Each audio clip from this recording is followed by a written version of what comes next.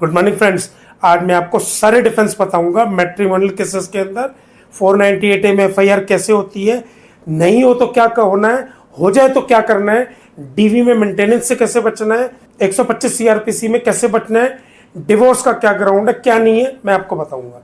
दोस्तों, सबसे पहले तो जो वुमेन के फेवर में जो लॉ बने हुए हैं वो उन वुमेन के फेवर में बने हुए हैं जो डेस्टिट्यूट वुमेन होती हैं, जिनके साथ वाकई बुरा होता है। लेकिन 90% वुमेन आज की डेट में ब्लैकमेलर हो चुकी हैं, मनी एक्सटॉर्शनिस्ट हो चुकी हैं, झूठे केसेस में अपने पति को, अपने father in law, mother in law, sister in law, brother in law सबको फंसाती हैं। आप डरे हुए रहते हो, आपको कुछ समझ में नहीं आता कि मैं क्या करूं, कैसे करूं। बेचारे डरे हुए रहते हैं, वकीलों के पास जाते हैं, लाखों रुपए पैसा खर्च करते हैं। सबसे पहले आप मेरी बात सुने। अब ऑर्डिनरीली वे में सुने मेरी बात ध्यान से, ऑर्डिनरीली वे में 498A में एफआईआर नहीं होती है।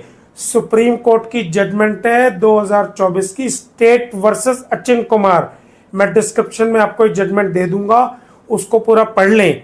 एक state versus Arnesh Kumar, state of Bihar है, उसके अंदर सारा लिखा हुआ है कि कब अरेस्ट होगी, कब अरेस्ट नहीं होगी। सबसे पहले तो मेरी वीडियो के माध्यम से आप ये समझ लें कि 498 में अरेस्ट कोई नहीं है। मैटर ऑफ राइट बेल मिल जाती है जब तक कि एक्सट्रीम क्रूवेलिटी ना हो, कोई ऐसा एमएलसी ना हो कि बहुत ज़्यादा क्रूवेलिटी ना हो, बहुत ज़्यादा ब्रुटल ना हो। 90% केसेस फेक होते हैं। मैं माफ़ी चाहूँगा उन औरतों से, उन बहनों से, बहुओं से, बेटियों से। 10% जेन्युइन होते हैं, 90% केसेस फेक होते हैं। अब सुने, मेरे पास बहुत सारे कॉल आते हैं डोमेस्टिक वायलेंस के अंदर। डोमेस्टिक वायलेंस में इमीडिएटली समन आते आपने कोर्ट में नहीं जाना है, नहीं जाना है, नहीं जाना है, नहीं जाना है। डोमेस्टिक वायलेंस कोई कन्विक्शन का केस नहीं है, वो घरेलू हिंसा का केस है। वो प्योरली 100% क्रिमिनल केस नहीं है, क्वासी क्रिमिनल केस है। 50% सिविल है, 50% क्रिमिनल है। उसमें आपको इमीडिएटली जैसे आपको समन मिलता है आपने कोर्ट में नहीं जाना है। अपने एडवोकेट से एडवाइस लेनी है, हमसे सलाह करें, हम आपको बताएंगे।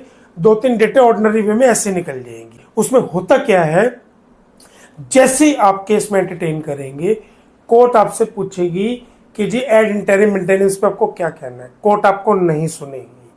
आपको अपने आप को सुनाने के लिए उसको एविडेंस की स्टेज पे लेने के आना होगा। आपने मेरे और भी वीडियो देखे होंगे कि डोमेस्टिक वायलेंस के केस में आप इमीडिएटली जैसे समन आता है सेशन में उस केस को डिस्चार्ज के लिए जा सकते हैं। अब कई बहुत सारे लोग पूछते हैं डिस्चार्ज कैसे होगा जी, चार्ज तो लगा ही नहीं है। उसमें आप mother in law, father in law की तरफ से डिस्चार्ज में जा सकते हैं और 2-3 डेटों पे आप नहीं जाएंगे, आपके अगेंस्ट कुछ भी नहीं होगा। मेंटेनेंस के अंदर मेरे बहुत सारे केसेस के अंदर मेंटेनेंस में एक्स पार्टी ऑर्डर हो गया। अब सामने वाला डर जाता है कि जी एक्स पार्टी ऑर्डर हो गया, मैं क्या करूं। एक्स पार्टी ऑर्डर होने के बाद अगर आपको सर्विस प्रॉपरली आपके एड्रेस पे एग्जीक्यूट नहीं हुई है, आपकी वाइफ ने, पिटिशनर ने आपका एड्रेस मेंशन किया हुआ है लेकिन एड्रेस आपके भाई पे, आपके मदर पे, फादर पे, किसी और पे उसे सर्विस एग्जीक्यूट करा दी है, तो आपको डरने की जरूरत नहीं है। एक्स पार्टी ऑर्डर होने दो, उसको एविडेंस पे आने दो। 6 महीने, साल, 2 साल बाद आपने कोर्ट में एप्लीकेशन लगानी है कि मेरे को डेट ऑफ नॉलेज हुई कि मेरे को तो सर्विस एग्जीक्यूट ही नहीं हुई।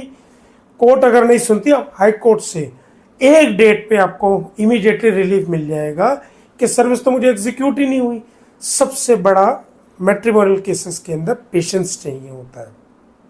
होता क्या है, बेचारा हस्बैंड, पति पेशेंस लूज कर जाता है। देखो, आपके पेशेंस लूज करना, अगर आप राइट हो और पेशेंस लूज करना तो 100% आपकी हार होगी, कोई भी कुछ नहीं कर पाएगा। आप राइट हो, पेशेंस लूज नहीं करते तो 100% आपकी विन होगी।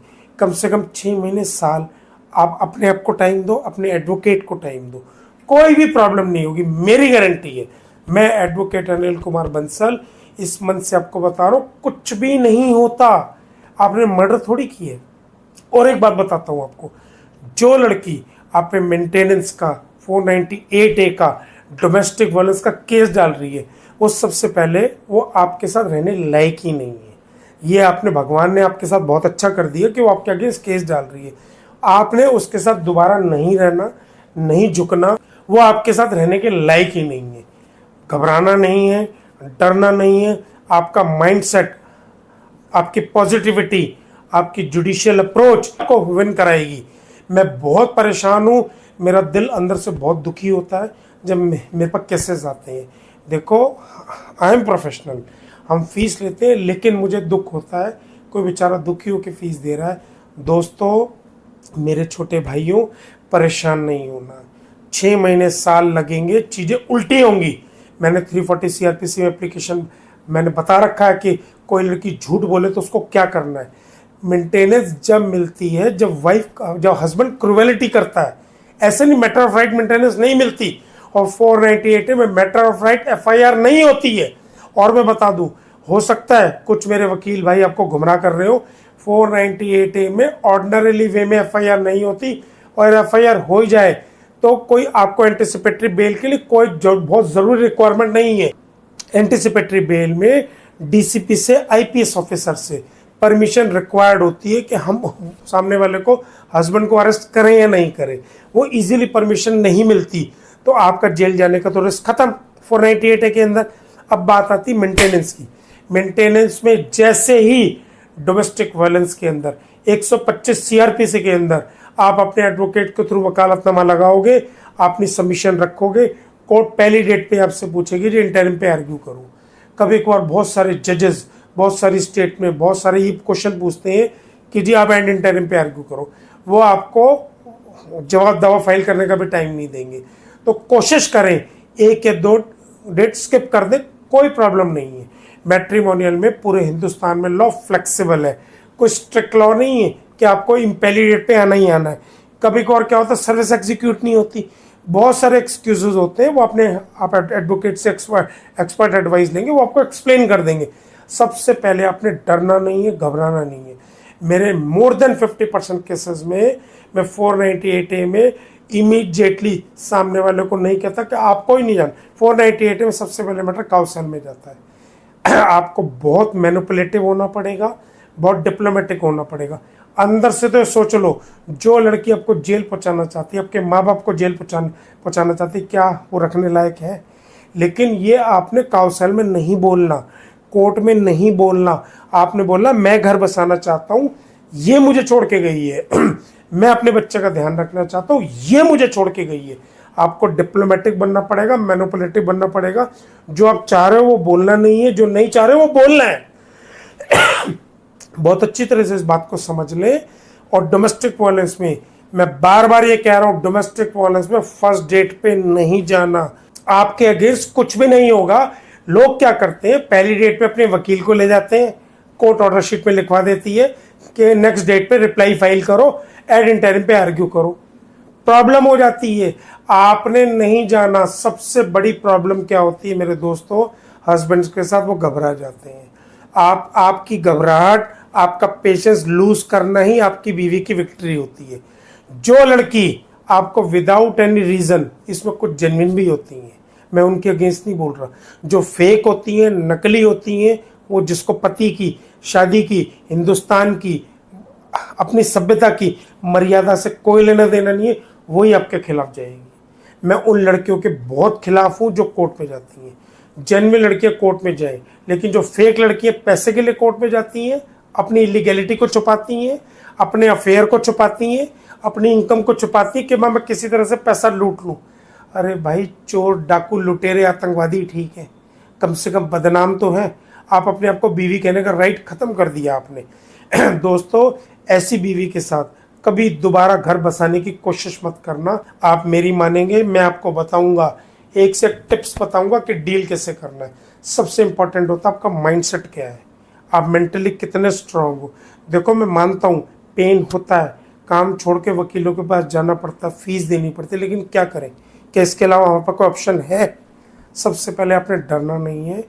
कोई जज आपको जेल नहीं भेज सकता, कोई कोर्ट आपके अगेंस्ट कुछ नहीं कर सकता, कोई पुलिस वाला आपको हाथ तक नहीं लगा सकता।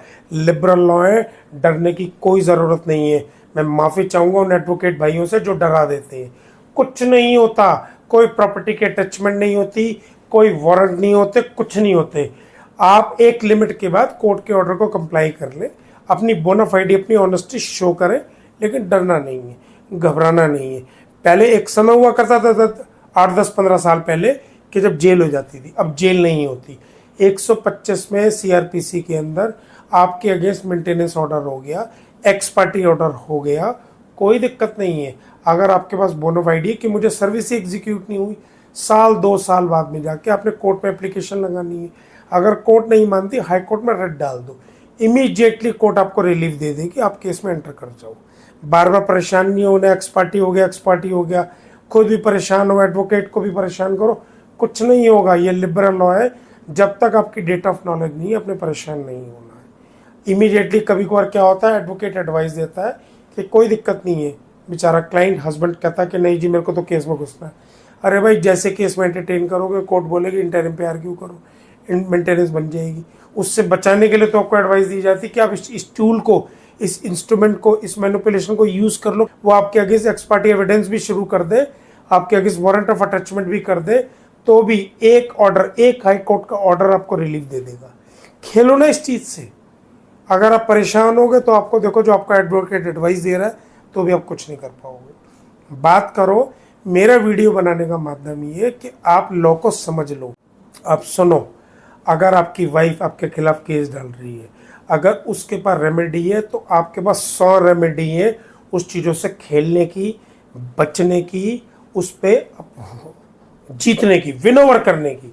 लेकिन उसके लिए आपको थोड़ा पेशेंस करना होगा, अपने एडवोकेट पे ट्रस्ट करना होगा, एक्सपर्ट ओपिनियन लेनी होगी, चीज़ों को समझना होगा। खुद वकील नहीं बनना, अपना हिम्मत रखनी है। अगर आप वाकई रियल में आप अच्छे इंसान हो, 70% भी आपने अच्छा किया हुआ है और आपको लगता है कि 70% आप राइट हो, 30% आपकी वाइफ गलत है, तो चीज़ें विन होंगी, 100% विन होगी। कोई प्रॉब्लम हो, हमसे आप सलाह करें, हमसे कंसल्ट करें, मैं आपको जजमेंट्स भी बताऊंगा, आपके कंसल्टेंसी भी करूंगा, काउंसलिंग भी करूंगा। बस डरना नहीं है, घबराना नहीं है।